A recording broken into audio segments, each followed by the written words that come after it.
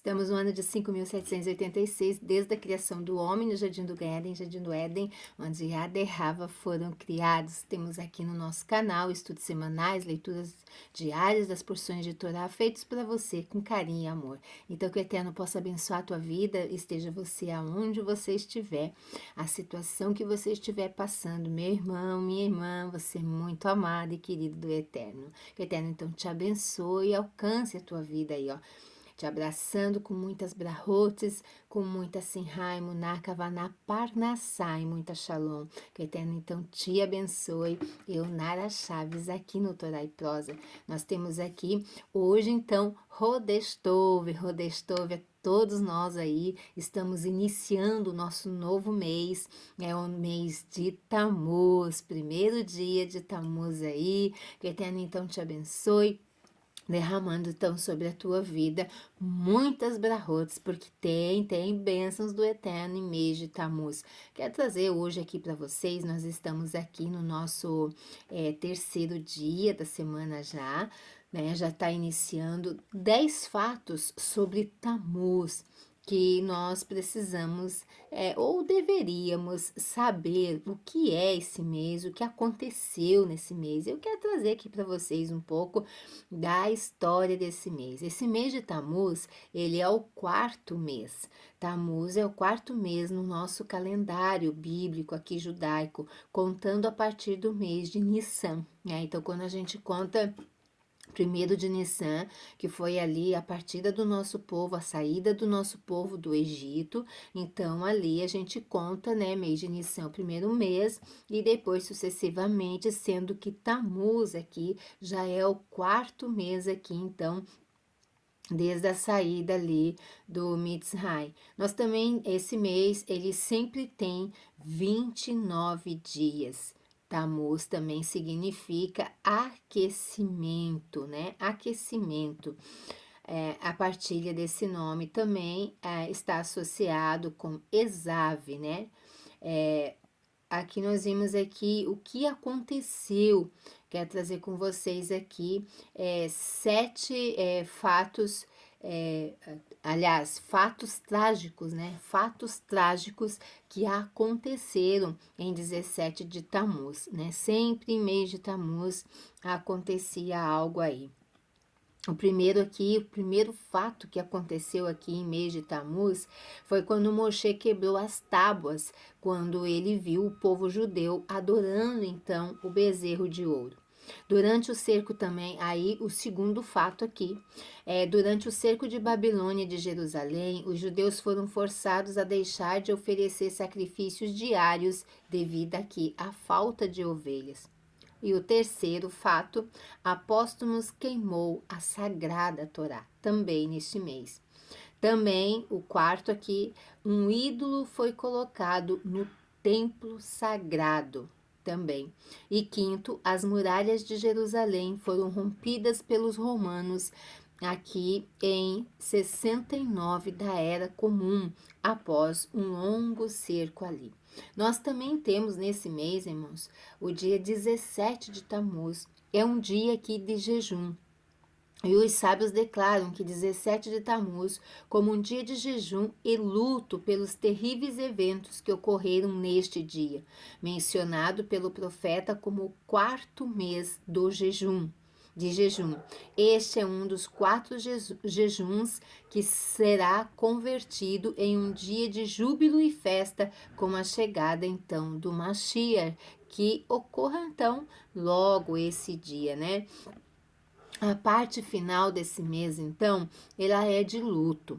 17 de Tammuz inicia 3 semanas aqui de luto, conhecidas como as 3 semanas entre os canais, durante os quais o júbilo é misturado à sensibilidade espiritual também aumentada, pois recordamos as tragédias do passado, à medida que antecipamos as suas reconstruções. Este é o tempo especialmente oportuno para estudar a intrincada detalhes do templo sagrado. Aqui nós vemos que Tammuz Não tem só coisas negativas aqui. Tammuz também tem algo positivo que também aconteceu, né? Então não aconteceu só tragédias no mês de Tammuz. Tammuz também possui fatos positivos, que é o terceiro dia de Tammuz, né? Então guarda aí, hoje é o primeiro.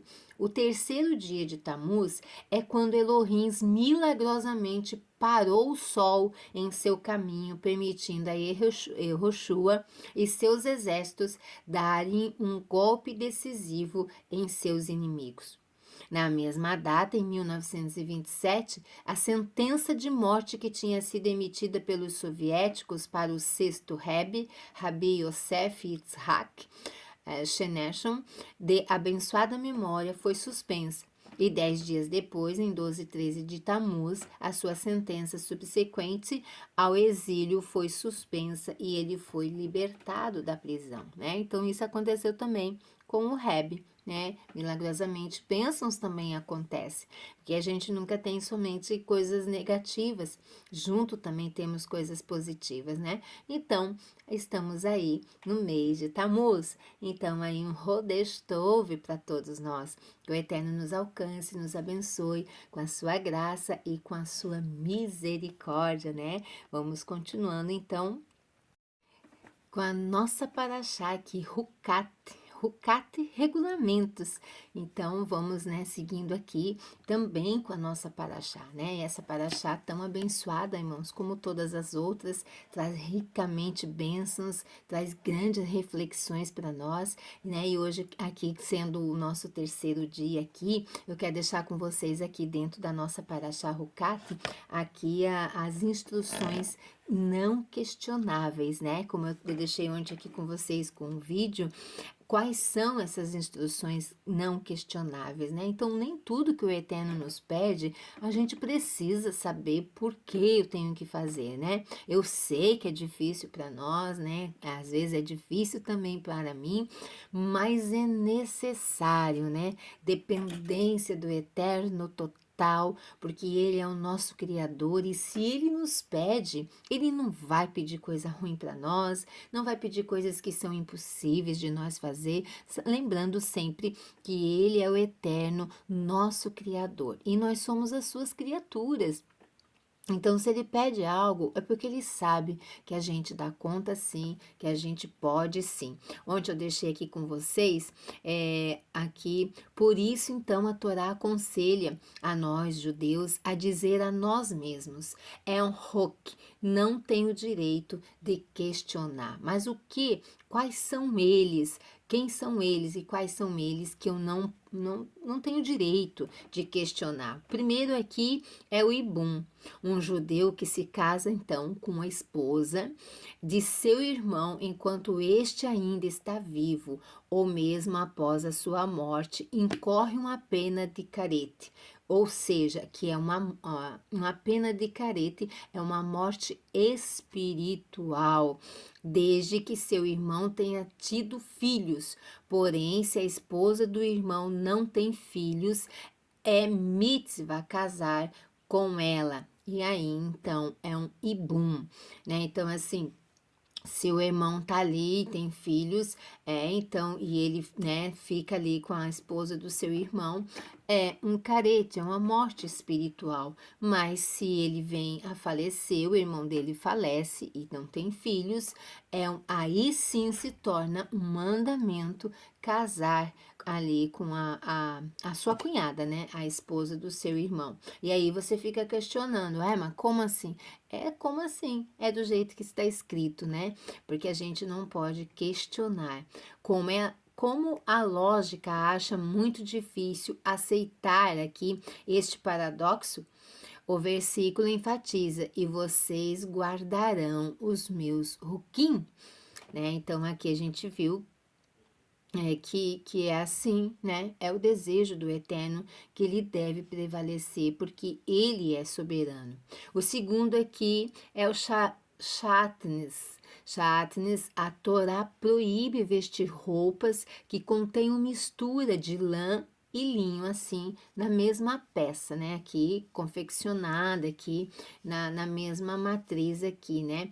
Então, não pode, né, não obstante, é permitido vestir um traje de linho em cujos cantos haja tecido de lã atados. Ou é? Mas se o Eterno proíbe, como ali o tecido pode ter? Então, por mais que questionamos, então, não obstante, é permitido vestir um traje de linho em cujos cantos haja tzitzit de lã atados. Por mais que nós questionamos essa exceção, a Torá declara sobre a mitzvah de Shaatnes, e vocês guardarão os meus ruquins. Vaikra 19:19. E o terceiro aqui, Seila Azazel, o bode para Azazel. Um bode era enviado à morte como parte do serviço aqui de Yom Kippur, purificando aqui Bene Israel, ou os filhos de Israel, de seus pecados, ao mesmo tempo tornara impuro o agente que o enviava.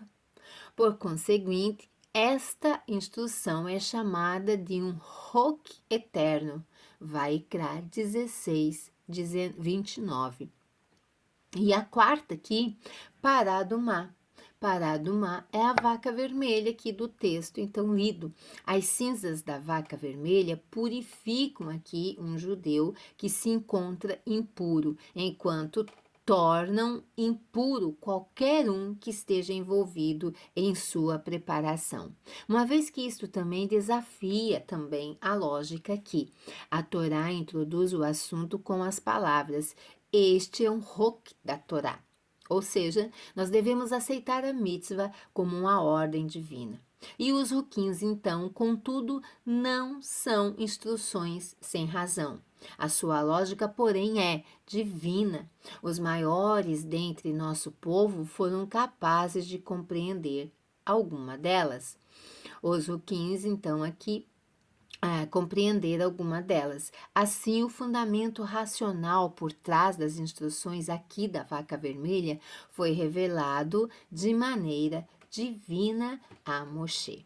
Então, aqui a gente sabe que alguns sim, não são todos que conseguem compreender, mas aqueles mais conectados com a Shem, mais pertinho dele, né? E aqueles que o Eterno quer revelar, sim, contém. Alguns não são para todos aqui os ruquins, mas alguns contêm sim explicações. Outros aqui são inquestionáveis. Cabe a nós aqui obedecer, né? Como o Eterno colocou ali na sua palavra. E vocês guardarão os meus ruquins. E isso para nós é suficiente.